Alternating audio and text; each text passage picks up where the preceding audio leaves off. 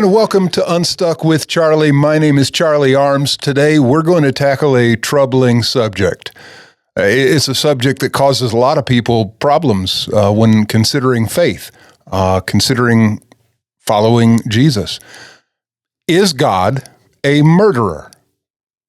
When you read the Old Testament, you see God orchestrating the killing of people.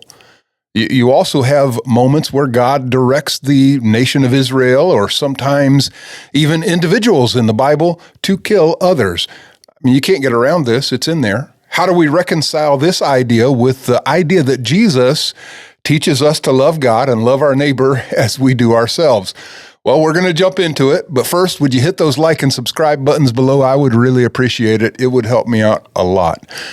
From the beginning, God took a lot of care in creating humanity. In Genesis 1:27, we read, God created human beings in his own image. In the image of God, he created them, male and female, right?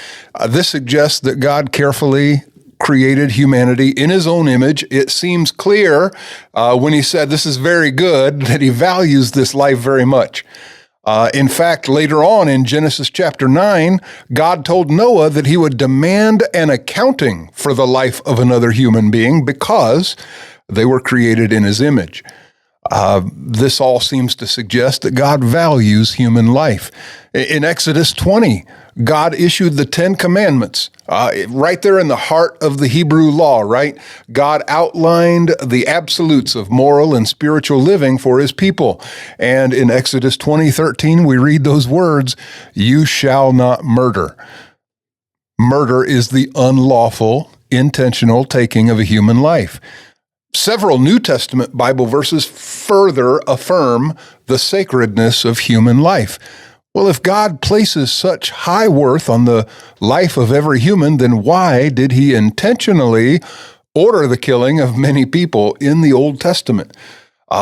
In Genesis chapters 6 through 8, we read about the great flood where God destroyed all land-dwelling life on earth except for just a remnant, Noah and his family, right? Other significant examples of God killing people include the destruction of Sodom and Gomorrah in Genesis 19. There's also the drowning of the Egyptian army that was chasing after the Israelites, right? Exodus 14. God instructed Israel to execute everyone in Jericho except for Rahab and her family. There's also a kind of a lesser-known account where God sent lions to kill some Assyrian expatriates, okay? Bible skeptics often ask this: why is it acceptable for God to kill or command the slaughter of people in the Bible? Well, the answer isn't complicated, okay? God is the creator and the author of life. Acts 3:15 says that he's the author of life. He has the right to give life or to take it away. God is also the only just judge of sin. When people commit evil, God has the right and authority to carry out his punishment. And sometimes the only fitting punishment for the crime is death. The Bible clearly states in Romans 6:23 that the wages of sin is death. God told Adam and Eve that if they disobeyed his orders, they would, quote, surely die. By the time of Noah's flood, humans had grossly violated their place in God's order, once again stepping far beyond the limits God had marked out for them. The flood was God's divine punishment upon wicked people. Sin had become so widespread that God asserted his lordship and took the opportunity to give humanity a fresh start, another chance to obey him. Because we are not God, did you hear that? We are not God. We do not have the individual right to end a human life, except for on exceedingly rare occasions permitted by God. And I'll talk about that later. The Lord told Israel to wipe out the Canaanite nations and to kill everyone, including women and children. Only He has the right to do this.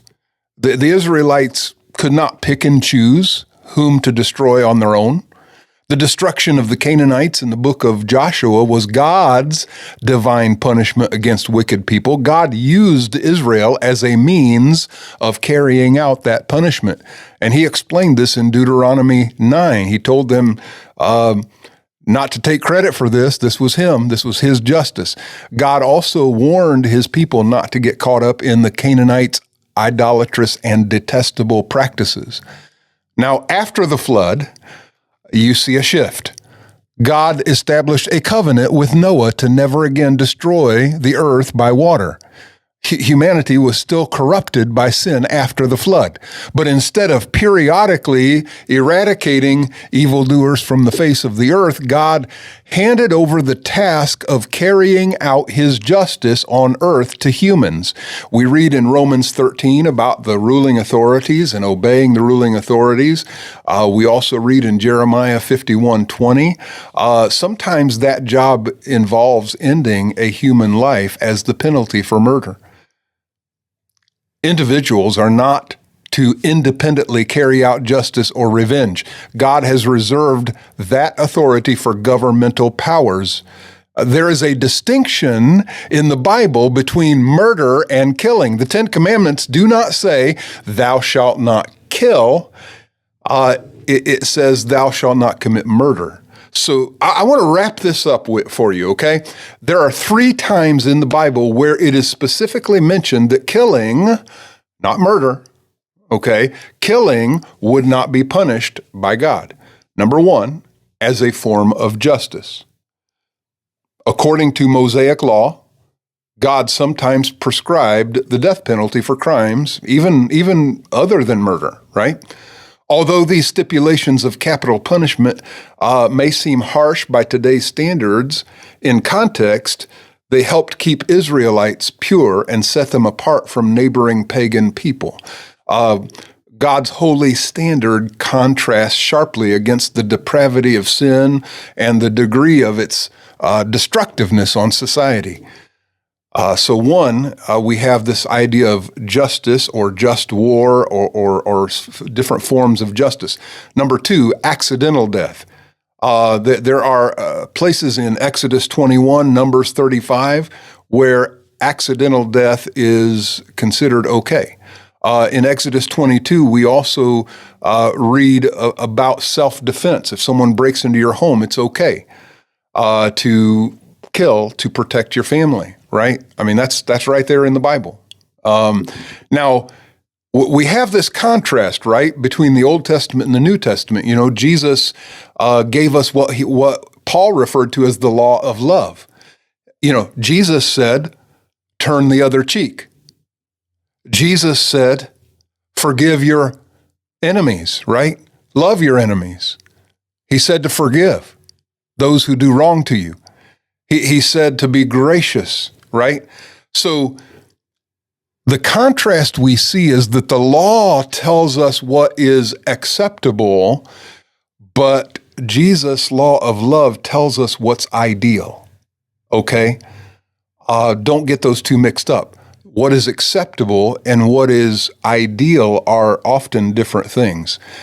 I believe, according to Scripture, that we should love, we should forgive, we should not seek vengeance, we should not murder, clearly, although there are times where, biblically speaking, killing is a means of protecting others, protecting society, and, may be acceptable. There are many situations where that is not true or ideal, okay? Nobody said that this was ideal, but sin is what it is, right? And we have to protect our culture. So listen, I want us to pray about how we can best honor God when we're put in a situation, right? I hope this has been informative, and I want to encourage you to subscribe to the channel if you haven't done so, and let's move forward together.